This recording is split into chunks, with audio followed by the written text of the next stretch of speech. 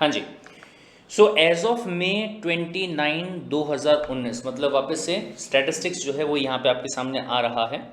अगर बोले आप बात करें तो कुल मिला के 20 पब्लिक सेक्टर बैंक्स हैं और 22 प्राइवेट सेक्टर बैंक्स। और बाप रे बाप, 20 क्या हैं पब्लिक सेक्टर वाले हैं, 22 क्या हैं प्राइवेट सेक्टर वाले हैं, 44 फॉरेन बैंक्स हैं। अरे बाप रे बाप, मतलब जितने हमारे, अगर आप प्राइवेट सेक्टर और पब्लिक सेक्टर को मिला लेते हो तो कितने बनते हैं 42, उससे भी ज्यादा, दो ज्यादा कौन से हैं फॉरेन वाले बैंक है। 56 आरआरबी हैं, 1542 अर्बन कोऑपरेटिव बैंक हैं एंड 94,384। अरे बाप रे बाप, 94,384 जो है वो रूरल वाले कोऑपरेटिव बैंक से। बाप रे बाप, बाप रे बाप। ठीक है, जो कि मतलब छोटे छोटे लेवल पे, माइक्रो लेवल पे क्या करते हैं, काम करते हैं। जो माइक्रो लेवल पे काम करेंगे वो नंबर्स में क्या रहेंगे, ज्यादा। जो बड़े लेवल पे काम करेंगे वो नंबर्स में क्या रहेंगे, कम। ठीक है, ठीक है सर।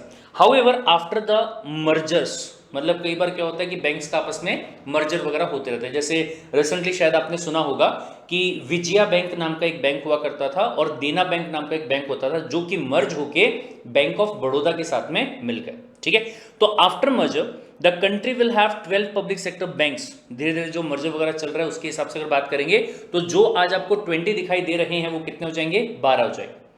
यानी कि 8 पब्लिक सेक्टर बैंक जो है उनको किसी दूसरे बैंक में क्या कर दिया जाएगा, मर्ज कर दिया जाएगा। जैसे जो विजया बैंक और देना बैंक को किसमें मर्ज किया गया है, बैंक ऑफ बड़ौदा में। ठीक है साहब, including the State Bank of India, Bank of Baroda, Bank of India, Central Bank of India will continue to remain independent. ये continue करते रहेंगे. It is interesting to note that the credit of take has been surging ahead over the past decade, aided by the strong economic growth, rising disposable income. Disposable income याद है आपको, वो वाले income जो कि लोग खर्च कर सकते हैं अपने हिसाब से, अपनी मर्जी के हिसाब से। Increasing consumerism and easier access to the credit. सब बोले अगर 17-18 की बात करें, 7-8 नहीं है, ड्यूरिंग 17-18 है ये।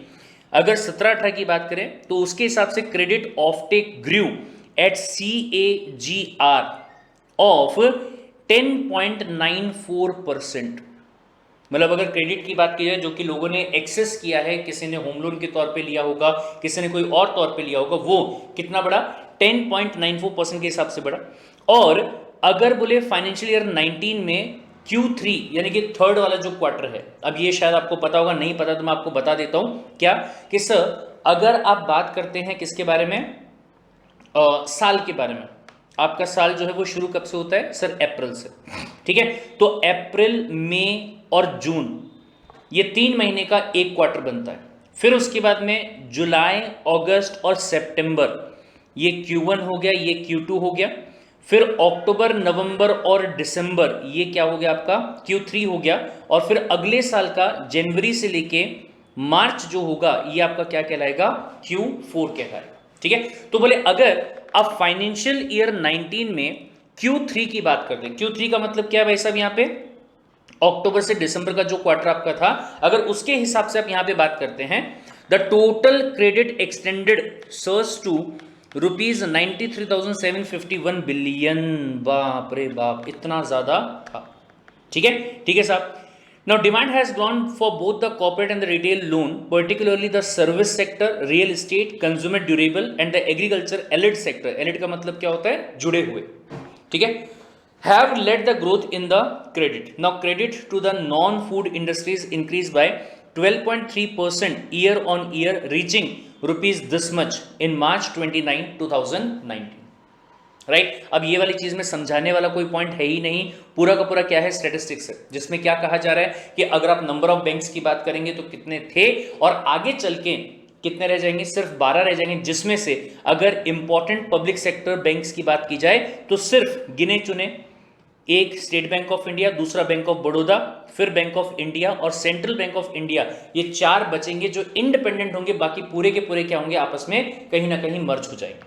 या तो कुछ इन 4 में से किसी एक में मर्ज होंगे और या फिर कुछ आपस में ही मर्ज होके एक नया बैंक जो है वो वहां पे बन जाएगा। ठीक है, और क्रेडिट की बात अगर की जाए, लोन फैसिलिटी की बात की जाए, तो पहले जो लोग लोन लिया करते थे उसके कंपैरिजन में अभी लोन लेने की कैपेसिटी जो है वो लोगों की बढ़ गई है और ज्यादा क्रेडिट मार्केट में प्रोवाइड किया जाता है। ठीक है साहब। Now to capture the rural area, कौन सा एरिया? रूरल वाला एरिया, जहां पे गांव वगैरह होते हैं, जहां पे एग्रीकल्चर होता है, वहां की बात करें। ठीक है, Indian banks are expanding their businesses, जगह जगह पे अपनी ब्रांचेस को क्या कर रहे हैं वो लोग बढ़ा रहे हैं। एसबीआई की बात अगर आप करोगे तो एसबीआई इकलौता एक ऐसा बैंक है जिसकी ब्रांच आपको हर एक गांव के अंदर लगभग ठीक है आपको मिल जाएगी। Right now according to the RBI, अगर आरबीआई के हिसाब से बात की जाए, under the financial inclusion plan 5,98,093 banking outlets were provided in villages as on March 2017। ठीक है साहब। नाउ एज ऑफ सितंबर 2018 अगर बोले मिनिस्ट्री ऑफ फाइनेंस की बात की जाए, they launched the financial inclusion index. This index will measure the access, usage and the quality of the financial services across India. ठीक है साहब।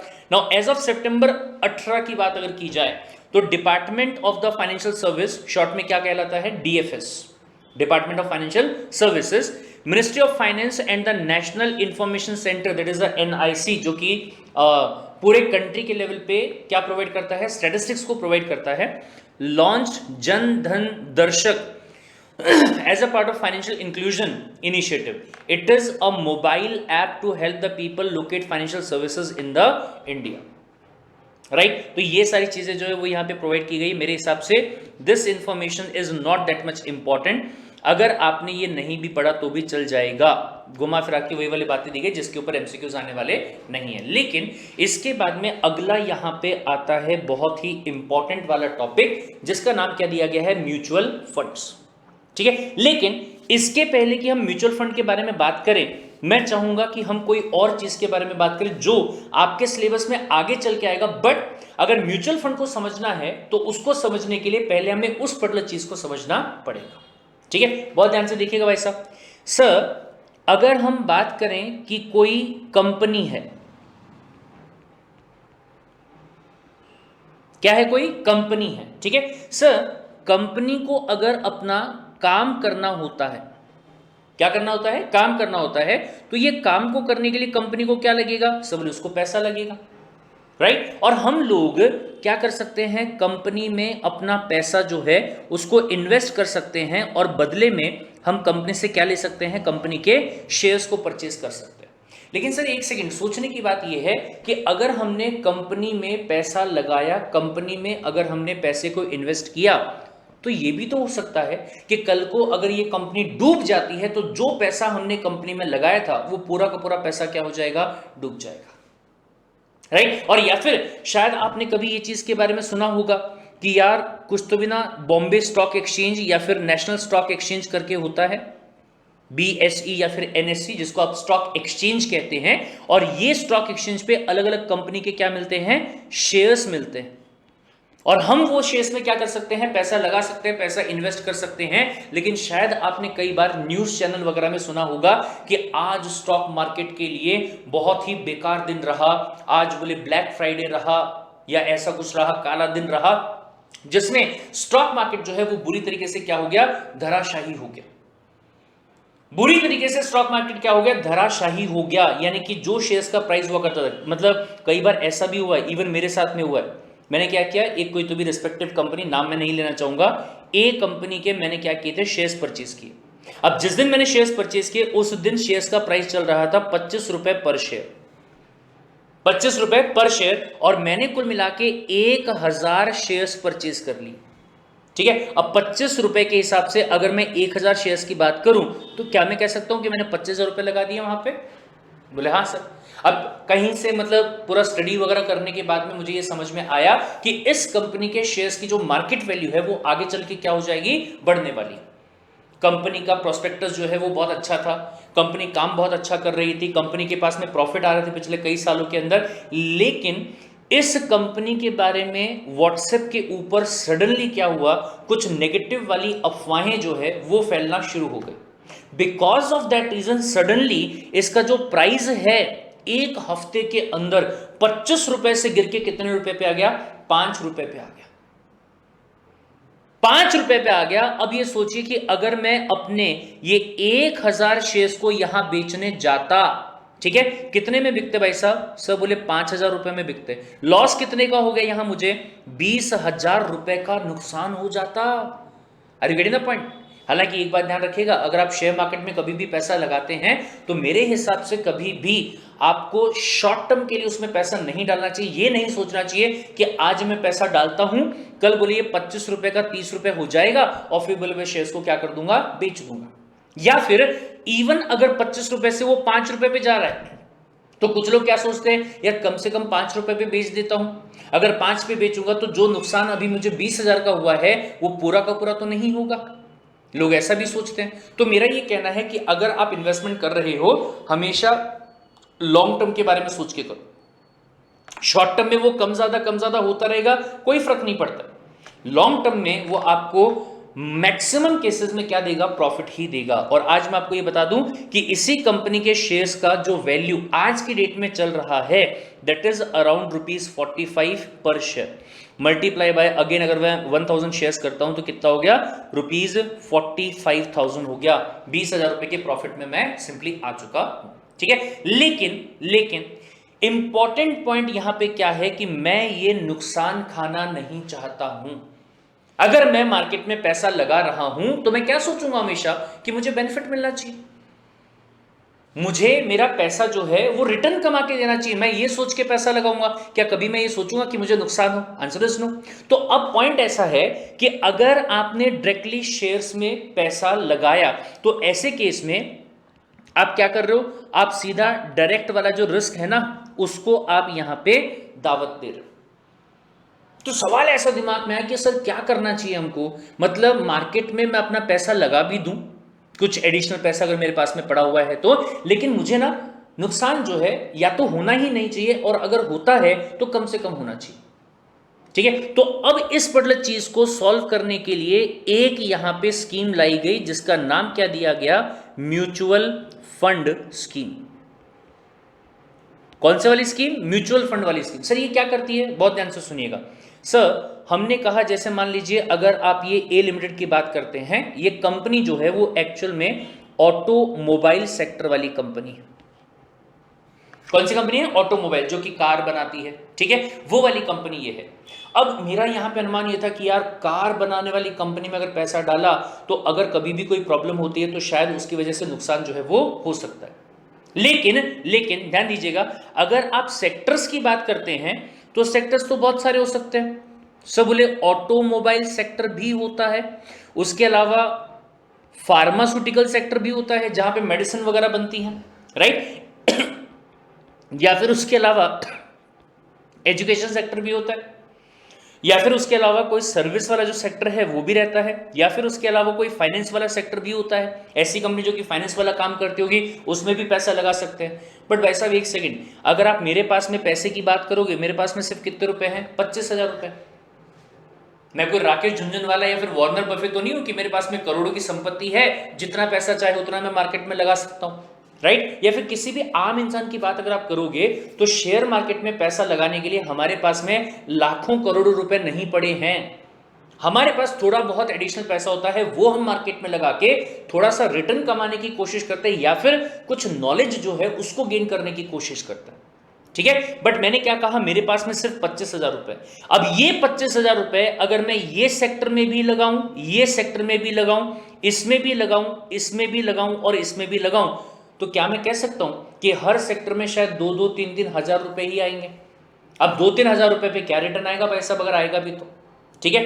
तो चूंकि मेरे पास में पैसा कम है और मैं अलग अलग सेक्टर्स में अपने आप को डाइवर्सिफाई नहीं कर सकता, तो ऐसे केस में इस प्रॉब्लम को सॉल्व करने के लिए एक कंपनी बीच में आती है जिसका नाम हम यहां पे दे रहे हैं एएमसी। क्या नाम दिया? एएमसी, मतलब एसेट मैनेजमेंट कंपनी, ठीक है, जो कि हमारे म्यूचुअल फंड नाम का जो एसेट है उसको क्या करेगी, मैनेज करेगी। अब ये बात बहुत ध्यान से सुनिएगा। क्या सर बोले कल तक कैसा हो रहा था, अगर आप ये वाले एग्जांपल की बात करेंगे तो प्रवीण चौधरी ने इस कंपनी के अंदर क्या किया, पैसा इन्वेस्ट कर दिया, डायरेक्टली वो कंपनी में पैसा इन्वेस्ट किया और बदले में जो ये वाली कंपनी है, इस कंपनी के मुझे क्या मिल गए थे, इस कंपनी के मुझे शेयर्स मिल गए थे। लेकिन अब मैं ये कह रहा हूं कि मैं ना किसी एक कंपनी में पैसा लगाना नहीं चाहता हूं, बल्कि मैं उन कंपनीज में पैसा लगाना चाहता हूं जो कि अलग अलग सेक्टर्स में काम कर रही हूं। अब ये बात ध्यान से सुनिएगा भाई साहब, बहुत ही इंपॉर्टेंट वाली बात है कि हो सकता है किसी पर्टिकुलर टाइम पे ये वाला सेक्टर जो है वो लॉस में चल रहा है, हो सकता है कि ये वाला सेक्टर लॉस में चल रहा है, हो सकता है कि ये वाला सेक्टर लॉस में चल रहा है, बट क्या ऐसा होगा कि उसी टाइम पे ये भी लॉस में है और ये भी लॉस में है? ऐसा बहुत कम चांसेस आएंगे, राइट? तो ऐसे केस में सब बोले हो सकता है कि हमें ऑटोमोबाइल में, फाइनेंस में, एजुकेशन वाले में जो पैसा लगा था उसमें लॉस हो गया, लेकिन अगर यहां पे और यहां पे प्रॉफिट आता है तो क्या मैं कह सकता हूं कि वो उसको कहीं ना कहीं बैलेंस कर देगा और जो नुकसान हमारा 20,000 का हो रहा था वो नुकसान हमारा कम हो जाएगा। Understood the point? तो अब ये बात बहुत ध्यान से सुनिएगा। क्या सर बोले एक नई कंपनी बनाएगी जिसका नाम क्या दिया गया, एएमसी, एसेट मैनेजमेंट कंपनी या फिर म्यूचुअल फंड कंपनी। ये कंपनी क्या करती है, मुझ जैसे लोगों से पैसा लेती है, ठीक है? ऐसा पैसा जो कि हम हर महीने पे कर सकते हैं और या फिर लमसम यानी कि एक साथ भी पे कर सकते हैं। देर आर पीपल, जिसमें से एक हो गया प्रवीण चौधरी, या फिर कोई ए नाम का बंदा होगा, बी नाम का होगा, सी नाम का होगा, डी नाम का होगा, ई नाम का होगा, हजारों करोड़ों लोग, ठीक है? उन्होंने क्या किया, उन्होंने अपना पैसा इस पर्टिकुलर कंपनी को दिया, ठीक है? अच्छा, अब हमने चूंकि ये कंपनी को पैसा दिया है तो बदले में जो ये आपकी कंपनी होगी वो आपको भी बदले में कुछ देगी। जैसे जो ऊपर वाली कंपनी थी वो भी आपको कुछ दे रही थी, तो ये वाली जो कंपनी है वो भी आपको यहां पे कुछ देगी। सर शेयर्स देगी क्या? नहीं, ये आपको देगी यूनिट्स ऑफ म्यूचुअल फंड, ठीक है?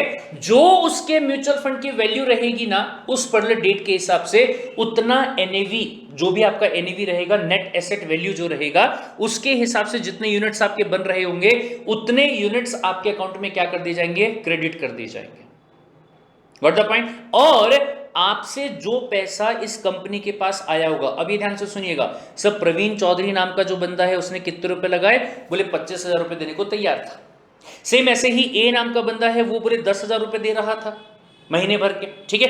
बी नाम का बंदा था जो शायद सिर्फ और सिर्फ 500 रुपए दे रहा था। शायद आपने सुना होगा कभी टीवी में एडवर्टीजमेंट कि भाई साहब म्यूचुअल फंड में अगर आपको इन्वेस्ट कर रहा है तो 500 रुपए से भी आप शुरू कर सकते हैं, कोई दिक्कत वाली बात नहीं।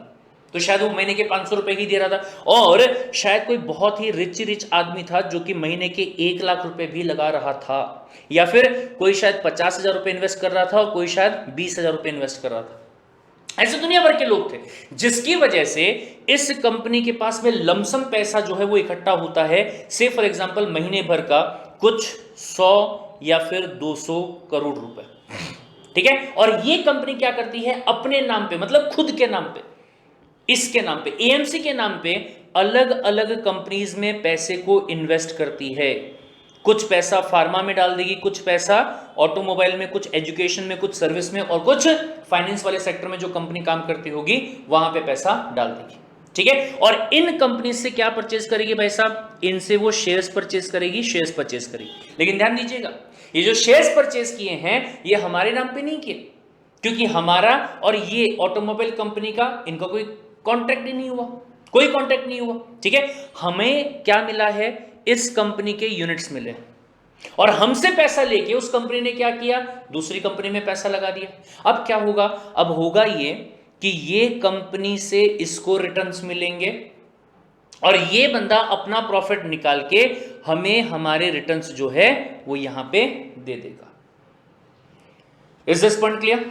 मतलब यहां से ये रिटर्न कमाएगा और ये हमें यूनिट्स के ऊपर क्या देगा, रिटर्न्स जो है वो प्रोवाइड कर देगा।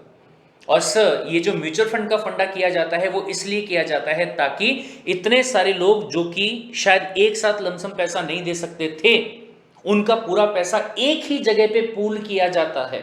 ये देखिए यहां पे एक ही जगह पे पूल किया जाएगा और अलग अलग सेक्टर्स में जो कंपनी इन्वॉल्व है वहां उन कंपनीज में क्या किया जाएगा, इन्वेस्ट किया जाएगा। इससे हमारा जो रिस्क है नुकसान होने का, ये रिस्क हमारा क्या हो जाएगा, यहां पे हेज हो जाएगा, मतलब रिड्यूस हो जाएगा। Got the point. तो आई होप कि ये फंडा जो है म्यूचुअल फंड का ये आपको समझ में आया होगा। चलिए तो बात करते हैं नोट्स में से यहाँ सिंपल तरीके से। अगर बोले म्यूचुअल फंड की बात की जाए तो it is an investment security. Mutual fund क्या है? एक इन्वेस्टमेंट सिक्योरिटी है that enable investors to pool their money together. ध्यान से बोले, जितने भी ये इन्वेस्टर्स होंगे जो अपना पैसा इन्वेस्ट करना चाहते हैं, वो पूरे पैसे को एक जगह पे लेके आ जाएंगे, जगह पे खींच लेंगे, पूल करेंगे। ठीक है, बोले ठीक है साहब, together into one professionally managed investment. किस में लेके आ जाएंगे? वन प्रोफेशनली मैनेज इन्वेस्टमेंट में लेके आ जाएंगे। And it can invest into the stock, bond, cash और any combination of these assets. मतलब ये जो म्यूचुअल फंड अपन ने बनाया है, एएमसी जो वहां पे है, वो क्या करेगी? वो हमारे पैसे को अलग अलग कंपनीज के शेयर्स में लगा सकती है। स्टॉक्स का मतलब क्या है? शेयर्स। ठीक है, या फिर उस कंपनी के बॉन्ड्स को परचेज कर सकते हैं, डिबेंचर्स को परचेज कर सकते हैं, या फिर इवन कैश इन्वेस्टमेंट जो है वो भी कर सकती है, जो उस कंपनी को हमारे बेनिफिट में सही लगेगा उसके हिसाब से। Understood the point? I hope कि कंसेप्ट जो है वो आपको क्लियर हो गया होगा। लेकिन अगर मैं ये म्यूचुअल फंड की बात करूं तो जैसा आपने ये कहा था कि सर जो पेमेंट बैंक्स वगैरह हैं वो रिसेंट वाले ट्रेडिशन के हिसाब से आते हैं, लेकिन म्यूचुअल फंड की बात अगर आप करेंगे तो ये कोई आज की बात नहीं है, बल्कि बहुत पहले से चला आ रहा है। अगर आप इसके फर्स्ट फेज की बात करते हो तो 1964 से लेके 87 तक इसका फर्स्ट फेज है। और पहली म्यूचुअल फंड की अगर आप बात करोगे तो there was something called as what? UTI. Full form क्या है? Union trust of India, sorry unit trust of India. तो mutual fund industry in India started in 1963 with formation of the UTI in 1963। 1963 में company बनाई गई थी जिसका नाम क्या था? Unit trust of India, bye act of parliament. मतलब इसके लिए बकायदा एक कानून बनाया गया जिसका नाम भी क्या रहेगा? UTI act. ठीक है, ठीक है साहब। And function under the regulatory and the administrative control of the RBI. लेकिन फिर उसके बाद में 1978 में यूटीआई वाज डीलिंक्ड। यूटीआई का और आरबीआई का जो कनेक्शन था उसको क्या कर दिया गया? डिलिंक कर दिया गया। एंड द न्यू बैंक जिसका नाम क्या है? आईडीबीआई, शायद आपने नाम सुना होगा, industrial development bank of India. Full form आपको एग्जाम में पूछा जा सकता है। IDBI took over the regulatory and the administrative control in place of RBI. ठीक है, मतलब जो काम कल तक आरबीआई किया करता था वही काम अब कौन कर रहा है? अब आईडीबीआई कर रहा है। ठीक है साहब। Now unit scheme 1964 that is also called as US 64। ठीक है, यूएस क्यों? Unit scheme, right. एंड जो कि कौन सी ईयर में आया था? 1964 में आया था, इसीलिए इसको क्या कहा जा रहा है? US 64 was the very first scheme which was launched by the UTI। जिसको किसने लॉन्च किया था? यूटीआई ने लॉन्च किया था। ठीक है, now at the end of 1988 UTI had 6700 crore of the money. अरे बाप रे बाप, अगर आप कब की बात कर रहे हैं? 1988 की बात कर रहे हैं। ठीक है, तो उस टाइम पे 6700 करोड़ मनी मतलब एसेट, यानी कि जो पैसा हमने यहाँ पे दिखाया ना, ये जो 100-200 करोड़ की बात आप कर रहे हो। ठीक है, 1988 में यूटीआई नाम का जो म्यूचुअल फंड था उसके पास में 6700 करोड़ रुपीस का एसेट था अंडर मैनेजमेंट। इन शॉर्ट उसको क्या बोलते हैं? AUM, asset under management. Understood the point? ये आपको समझ में आया? क्लियर है? चलिए ठीक है साहब। नाउ फिर उसके बाद में आपका सेकेंड वाला जो फेज है वो शुरू होता है, जो कि 87 से शुरू हुआ और 1993 तक गया। अब ये वाले फेज में अगर आप बात करोगे तो बहुत ध्यान से देखिएगा। बोले sir year 1987 mark the entry of public sector mutual fund. मतलब ऐसा म्यूचुअल फंड जो कि गवर्नमेंट के द्वारा क्या है? मैनेज्ड है, गवर्नमेंट का कंट्रोल उसमें हो गया, पब्लिक सेक्टर है तो। ठीक है, setup by the public sector bank. किसने सेटअप किया? पब्लिक सेक्टर बैंक ने किया। And the life insurance company and the general insurance corporation of India. Got the point? बहुत ध्यान से सुनिएगा क्या बोला गया यहाँ पे। सबसे पहली बात तो ये कि उस टाइम पे एक आपका पब्लिक म्यूचुअल फंड जो है ये बनाया गया। अब इसके अगर आप स्टेक्स की बात करते हो तो इसके जो स्टेक्स थे वो किसके पास में थे? पब्लिक सेक्टर बैंक के पास थे। और दूसरा जो एलआईसी है जिसके बारे में आप अच्छे से जानते हैं उसके पास थे। और तीसरा जीआईसी, जनरल इंश्योरेंस कॉर्पोरेशन। ठीक है, अगर मैं तीनों की ही बात करूं तो तीनों की दोनों क्या हैं? गवर्नमेंट बॉडीज है। तो इनके पास में इनके क्या थे, शेयर्स थे। बोले ठीक है साहब। Apart from that SBI mutual fund, बाद में आगे चल के SBI mutual fund was first non UTI mutual fund establish in June 1987। UTI को छोड़ के उसके बाद जो सेकंड म्यूचुअल फंड यहां पे आपका आया वो कौन से वाला था, एसबीआई म्यूचुअल फंड। ठीक है साहब। Followed by the can bank mutual fund, जो कैनरा बैंक है उसका म्यूचुअल फंड आया जो कि दिसंबर 1987 में आया। फिर पंजाब नेशनल बैंक जो है उसने भी अपना म्यूचुअल फंड निकाल दिया जो कि अगस्त 1989 में निकाला। फिर इंडियन बैंक म्यूचुअल फंड जो कि नवंबर 1989 में निकाला। फिर लाइन लगती गई भाई साहब, कितने पढ़ोगे, कितने पढ़ेंगे अपन यहाँ पे, लाइन जो है वो लगती गई। और अगर आप 1993 तो भूलना ही मत, संजय दत्त का जो बॉम्ब ब्लास्ट वाला केस हुआ था उसमें, ठीक है।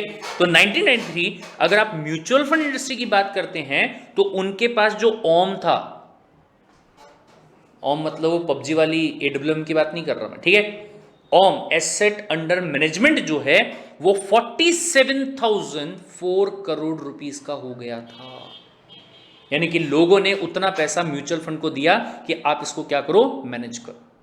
गॉट इट, मतलब कि मार्केट में लगाओ और उससे जो रिटर्न कमाओगे वो बोले हमको दो। Understood the point. और फिर उसके बाद में तीसरा जो फेज है वो यहां पे शुरू हुआ जो कि 93 से लेके 2003 तक रहा, ठीक है। इसमें क्या हुआ, Indian security market gain greater importance with establishment of SEBI. अरे साहब बिल्कुल, आपको मैंने बताया था कि 1991 में सेबी नाम का जो बॉडी है उसको बनाया गया था ताकि सिक्योरिटी मार्केट को रेगुलेट किया जा सके, ठीक है। और एक्ट बनाया गया था 1992 में जिसका नाम क्या था, सेबी एक्ट 1992, ठीक है साहब। नाउ इसका काम क्या था, to protect the interest of investors into the security market and to promote the development and to regulate the security market. मैंने आपको अभी बताया, ठीक है। Now in 1993 the first set of SEBI mutual fund regulations came into being for all the mutual fund regulations. ये भी मैंने आपको पहले बताया था कि सेबी नाम की जो अथॉरिटी है वो अलग अलग काम के लिए क्या करती है, रेगुलेशंस बनाती है। अगर म्यूचुअल फंड की आप बात करते हो तो इवन म्यूचुअल फंड के लिए भी सेबी ने क्या बनाए हुए हैं, बाकायदा रेगुलेशंस जो हैं वो बनाए हुए हैं, ठीक है साहब।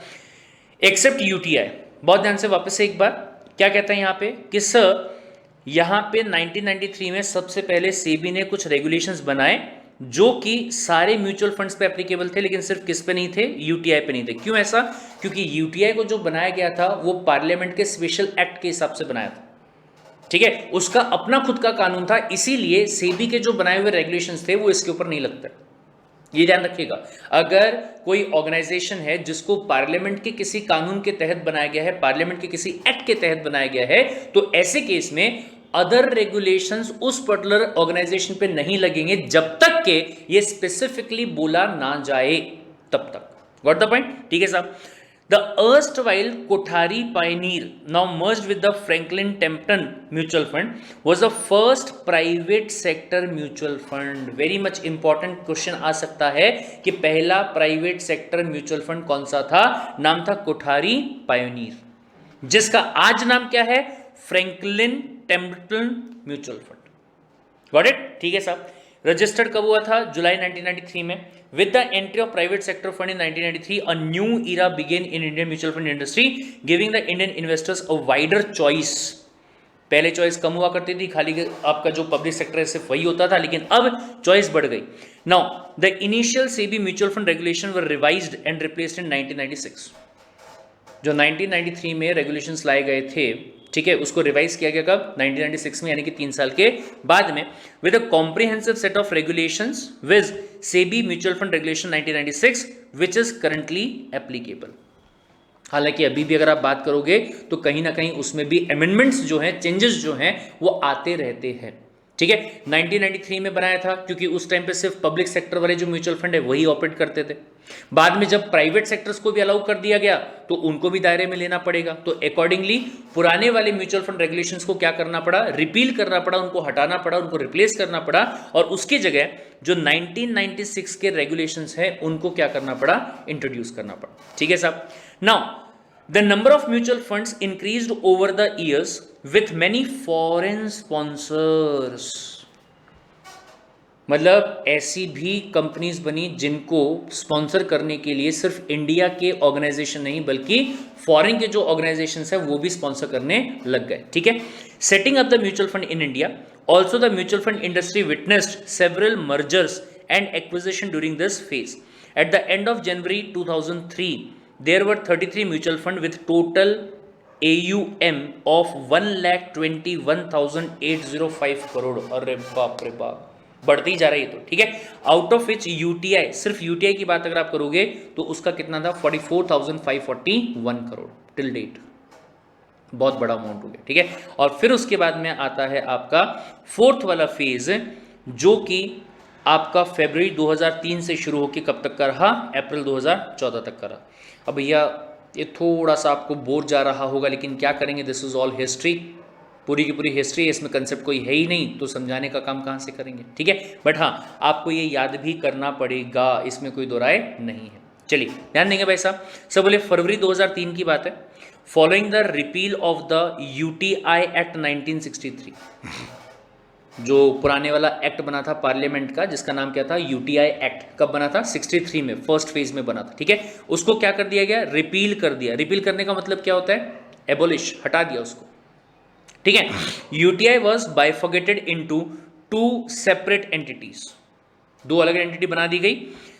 पहली का नाम क्या था, specified undertaking of the UTI and UTI mutual fund. एक ही कंपनी को 2 कंपनीज में डिवाइड कर दिया। पहली का नाम क्या रखा, सुती, specified undertaking of the UTI, यानी कि यूटीआई जो है वो तो कॉमन हो गया, SU का मतलब क्या है, स्पेसिफाइड अंडरटेकिंग, ठीक है साहब। और दूसरा specifically UTI mutual fund which functions under the SEBI mutual fund regulation. अब ये ध्यान से सुनिएगा, इंपॉर्टेंट वाली बात, क्या सब बोले, अगर आप फोर्थ फेज के पहले तक की बात करते हैं तो जो सेबी के रेगुलेशंस थे वो किस पे एप्लीकेबल नहीं थे, यूटीआई के म्यूचुअल फंड पे एप्लीकेबल नहीं थे। क्यों, क्योंकि यूटीआई का खुद का अपना एक एक्ट था जिसके हिसाब से यूटीआई म्यूचुअल फंड को बनाया हुआ था। लेकिन चूंकि 2003 में उस एक्ट को क्या कर दिया गया, हटा दिया गया, तो अब ऐसे केस में ये तो नहीं हो सकता कि सर यूटीआई वाले जो म्यूचुअल फंड है उसको रेगुलेट ही नहीं करता, गलत काम होने शुरू हो जाएंगे, ठीक है। तो अब वो क्या हो गया, सेबी के रेगुलेशंस के अंडर में आ गया, ठीक है साहब। Now with the बाइफिकेशन of the UTI and several mergers taking place among the different private sector funds, the mutual fund industry entered in the fourth phase of the consolidation, ठीक है साहब। Now following the global meltdown in year 2009, 2009 में जो recession आया था 2008-9 में, कितनी सारी नौकरियां चली गई थी, 70,000 पायलट्स वगैरह जो थे उनको क्या कर दिया था, निकाल दिया गया था नौकरी में से, ठीक है।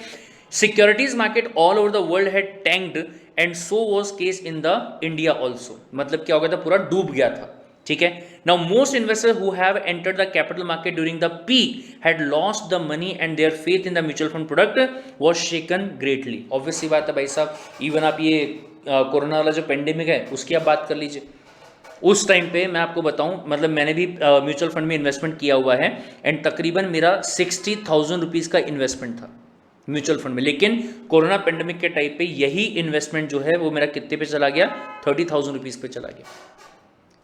और सिर्फ 30,000 नहीं, मेरे हिसाब से तो वो 28,000 के आसपास भी कुछ गया था, लेकिन आफ्टर दैट थोड़ा सा वो रिकवर वहाँ से होना शुरू हुआ और ठीक है। अभी मतलब क्या डिस्कस करूँगा उसका, मेरे को तो ये भी लगता है कि उसका डिस्कस करूँगा तो चला और वो गिरना शुरू ना हो जाए, नज़र लगते ना कई बार, आप तो नहीं लगाओगे लेकिन फिर भी काफ़ी सारे और भी तो लोग देखते ना वीडियो को, राइट।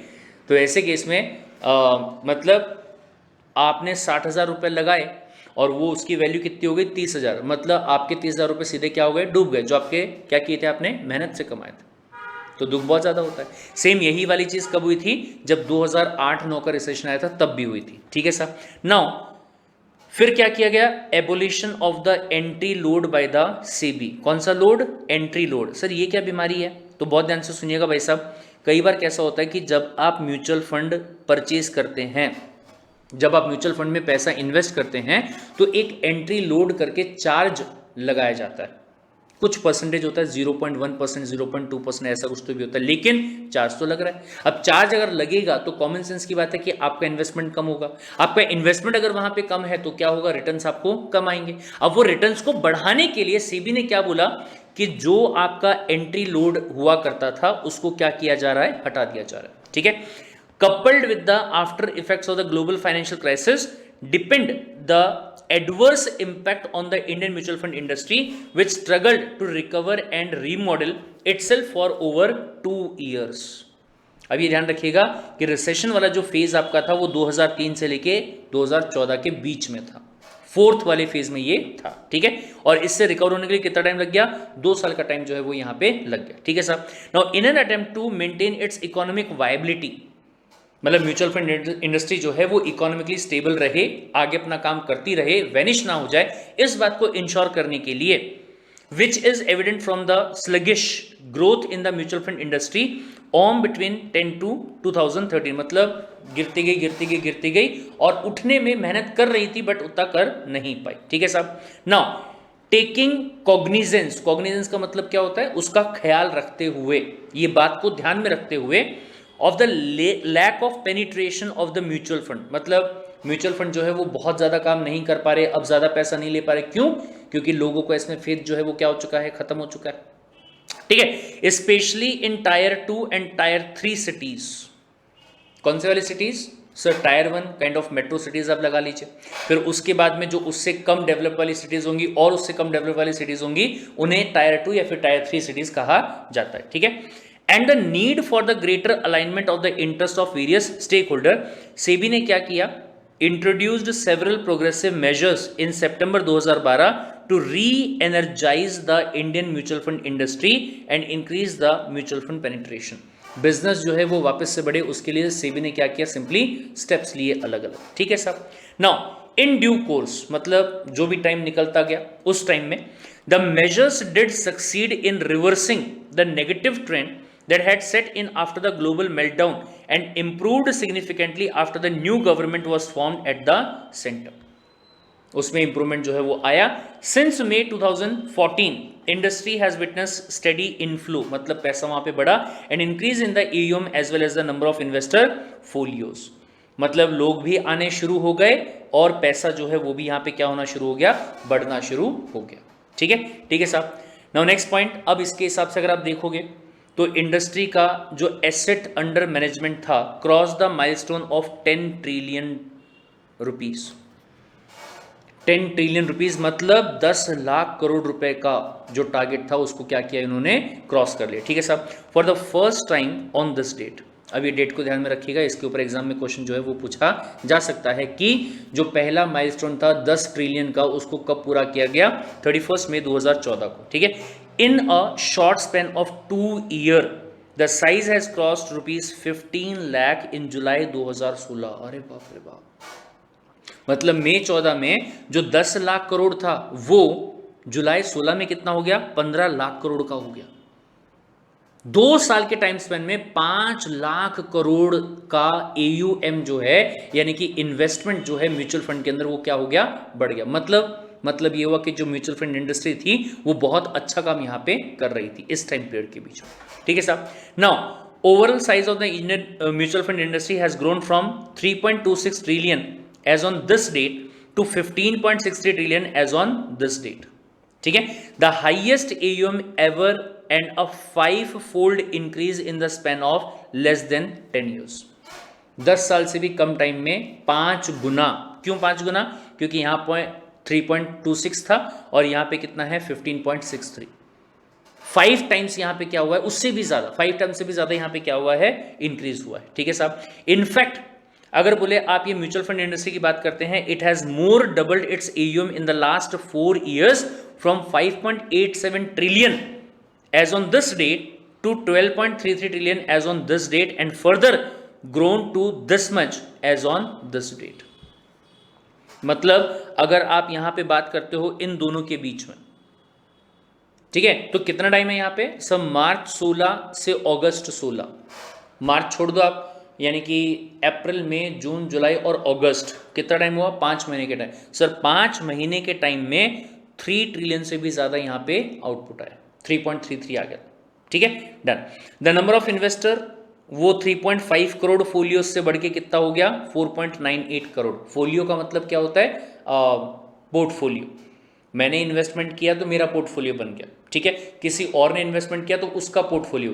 पोर्टफोलियो का मतलब क्या है, एक इंसान। तो जहां 3.95 करोड़ लोगों ने म्यूचुअल फंड में इन्वेस्टमेंट किया था, वहीं पे ये वाली डेट पे 4.98 करोड़ लोगों ने क्या किया, मार्केट में इन्वेस्ट किया। कौन से मार्केट में, म्यूचुअल फंड मार्केट के अंदर। गॉट इट, डन, ठीक है साहब। नाउ ऑन एन एवरेज अगर बात की जाए तो 3.38 lakh new folios are added every month in last 2 years since June 2014। हर महीने जो नए लोग म्यूचुअल फंड में आके पैसा डालते हैं वो कितने होते हैं, 3.38 लाख। इतने लोग नए जुड़ते हैं जो कि म्यूचुअल फंड में क्या करते हैं, पैसे को इन्वेस्ट करते हैं, ठीक है साहब। Now the growth in the size of industry has been possible due to the twin effect of the regulatory measure taken by the SEBI in re-energizing the mutual fund industry in September 2012 and the support from the mutual fund distributor in expanding the retail base। ये line को ध्यान रखिएगा। Question आपको आ सकता है कि भाई साहब जो 2008-9 का रिसेशन आया था उसके बाद में जो ये बूम अचानक से आया म्यूचुअल फंड इंडस्ट्री के अंदर, उसके पीछे कारण क्या था। कारण ये था, सबसे पहली बात सेबी ने जो इनिशिएटिव लिए, और दूसरा जो म्यूचुअल फंड के डिस्ट्रीब्यूटर्स थे, अलग अलग कंपनीज वगैरह जो हो गई, ठीक है, उन्होंने जो स्टेप्स लिए पॉजिटिव वे में इसको मार्केट करने में, उसकी वजह से ये बूम जो है वो मार्केट में आया। फिर उसके बाद सब mutual fund distributors have been providing the much needed last mile connect with the investors particularly in the smaller town, and this is not limited to just enabling the investor to invest in appropriate scheme but also in helping the investors stay on course through the bouts of the market volatility and thus experience the benefit of investing in the mutual fund। ये बहुत ध्यान से सुनिएगा भाई साहब। Usually कैसा होता है कि अगर आप कहीं पे भी पैसा लगाने की बात करते हैं तो आपने पैसा लगा दिया, अब वो बढ़ेगा नहीं बढ़ेगा आप देखते बैठो। बट अगर आप अभी के हिसाब से सिनेरियो की बात अगर करते हैं तो आपके पैसे को मैनेज करने के लिए जिस कंपनी में आपने पैसा लगाया है, जिस क्या बोलेंगे उसको, म्यूचुअल फंड की जो एसेट मैनेजमेंट कंपनी है उसके थ्रू जो आपने पैसा लगाया है, वो कंपनी या उसका जो एजेंट रहेगा वो बार बार आपको बताते रहेगा कि सर अब आपको पैसा ये म्यूचुअल फंड में लगाना चाहिए, अगर आप इसमें लगाएंगे तो इसमें ग्रोथ होने के चांसेस आपके ज्यादा है। सर वो ऐसा कैसे बता सकते हैं, वो डेली बेसिस पे सुबह से शाम वहां पे क्या करते हैं, स्टडी करते हैं, तो उसके बेसिस पे आपको बताएंगे। अब कॉमन सेंस की बात है कि अगर वो लोग आपको गाइड करते हैं और अगर उनके अकॉर्डिंग आप वहां पे पैसा लगाते हो और अगर उसकी वजह से आपका रिटर्न्स बढ़ता है, तो क्या मैं कह सकता हूं कि ऐसे केस में आप और पैसा वहां पे इन्वेस्ट करने के बारे में सोचेंगे, एज वेल एज आप अपने दोस्तों को भी बताएंगे कि जाके ये वाली जगह पे क्या कर, पैसे को इन्वेस्ट कर। गॉट इट, डन, ठीक है साहब। In fact even though financial year 15-16 was not a very good year for the mutual fund market, ठीक है। Why? Because it witnessed steady positive net inflow month after month, even when the FII, Foreign Institutional Investors, FII का मतलब क्या है यहाँ पे, Foreign Institutional Investors, ठीक है, मतलब ऐसे इंस्टीट्यूशन, ऐसे ऑर्गेनाइजेशन जिनका काम क्या है, पैसे को इन्वेस्ट करना, बट वो हमारी कंट्री से बिलोंग नहीं करते हैं, वो कहां के हैं, वो इंडिया के बाहर के। तो क्या कहते हैं, सब बोले even when the FII were pulling out in a big way, वो लोग हमारी कंट्री से क्या कर रहे थे, पैसे को निकाल रहे थे जो कि उन्होंने पहले कभी क्या किया होगा, इन्वेस्ट किया होगा, ठीक है साहब। Now this was largely because of the hand holding of investors by the mutual fund distributors and convincing them to stay invested and or invest at the lower NAV। NAV का full form क्या होता है बेटा, net asset value, ठीक है। जब भी आप म्यूचुअल फंड के यूनिट्स को परचेज करते हैं तो जो उसकी वैल्यू फिलहाल चल रही होगी ना, उसके हिसाब से आपको क्या मिलता है, उसके यूनिट्स जो है वो आपको मिलते हैं। एग्जाम्पल मैं आपको यहां पे बताता हूं, जैसे मान लीजिए एक अपन यहाँ पे टॉपिक लेके चलते हैं, IDBI म्यूचुअल फंड NAV, ठीक है। अगर मैं ये लिखे यहाँ पे चलता हूँ तो आज का जो रेट रहेगा ना वो आपको यहाँ पे दिखाई देगा। आई होप सो कि वो यहाँ पे दिखाई दे जाए गूगल पे।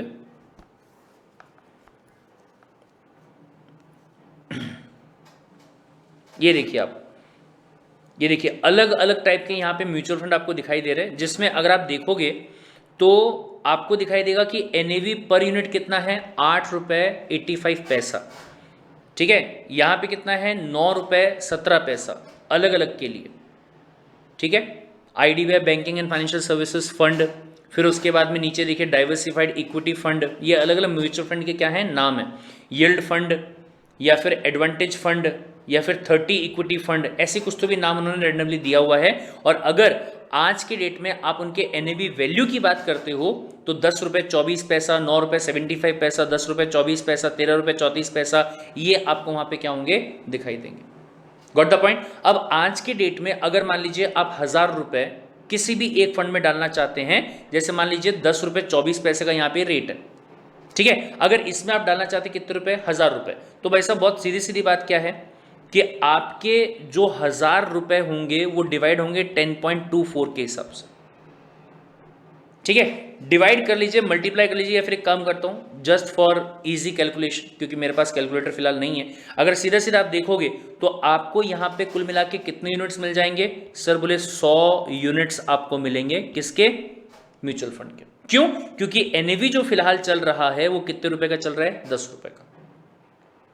नेट NAV का मतलब क्या है, नेट एसेट वैल्यू। सर आपकी जो ये म्यूचुअल फंड कंपनी है इसके पास जो टोटल मिला के एसेट्स हैं उनकी वैल्यू कितनी चल रही है, उसकी बात यहां पे करी जा रही है, उसे कहते हैं net asset value of the assets. Got it, ठीक है साहब, done. When the market had fallen. Now mutual fund distributor have also had a major role in popularizing the systematic investment plan, that is also called as what, SIP। SIP आपने सुना होगा SIP के बारे में। सो उसमें क्या होता है सर, सिस्टमेटिकली आप ये सोचते हैं कि आपको 10 साल के बाद में, 5 साल के बाद में, 15 साल के बाद में कितना पैसा चाहिए, उसके हिसाब से आपका ये आता है कि महीने भर में आज से अगले 15 साल तक आपको कितना पैसा कंट्रीब्यूट करना होगा, अगर आपको 15 साल के बाद में 10 लाख रुपए, 20 लाख रुपए, 30 लाख रुपए अगर चाहिए तो। ठीक है, जैसे मान लीजिए फॉर एग्जांपल उसमें आता है कि आपको हर महीने 500 रुपए डालना पड़ेगा, तो हर महीने आपके अकाउंट से 500 रुपए जो है SIP के तौर पे उस अकाउंट में क्या होगा, क्रेडिट हो जाएगा। ठीक है, over the years, in April 2016 the number of SIP account has crossed 1 crore mark and currently each month retail investors, retail investor का मतलब क्या होता है, आप और मैं, we are what, retail investors. हम कोई कंपनी थोड़ी है, अगर कंपनी होते तो हमें क्या कहा जाता, इंस्टीट्यूशनल इन्वेस्टर्स, बट हम क्या है, रिटेल इन्वेस्टर्स, इंडिविजुअल लोग हैं। ठीक है, contributed around 3500 crore via SIP, 3500 crore. ठीक है, ये क्या किया गया, यहाँ पे कंट्रीब्यूट किया गया है। So this is all about what, this is all about mutual fund. I will try कि इसमें मैं आपको म्यूचुअल फंड का कोई एप्लीकेशन वगैरह दिखाऊं जिसमें NAV वगैरह जो है सारी चीजें अपन क्या करें, डिस्कस करें।